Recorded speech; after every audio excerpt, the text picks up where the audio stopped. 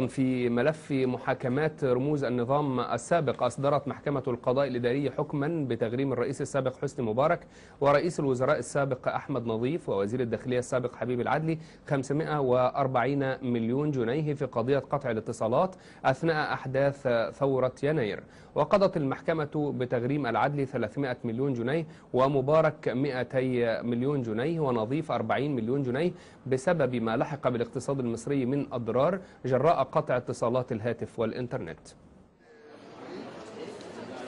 بإلزام كل من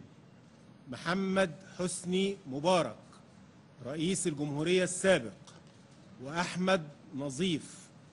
رئيس مجلس الوزراء الأسبق وحبيب إبراهيم العدلي وزير الداخلية الأسبق بأن يؤدوا من مالهم الخاص إلى الخزانة العامة للدولة بالتضامن فيما بينهم مبلغا مقداره 540 مليون جنيه عن الأضرار التي تسببوا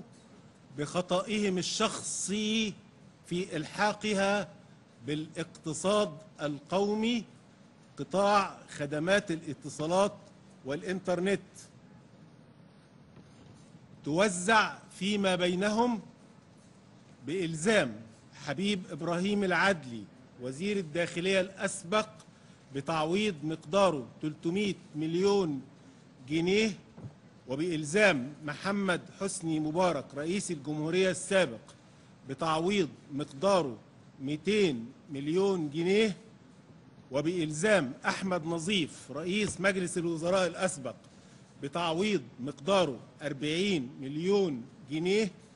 واحتفظت للمضرور متمثلا في الخزانة العامة للدولة بالحق في المطالبة بإعادة النظر في التقدير وطلب زيادته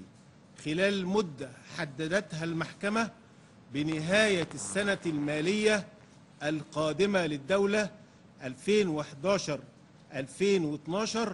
وألزمتهم بأشخاصهم مصروفات طلبات التعويض. رفعت الجلسة. نقلت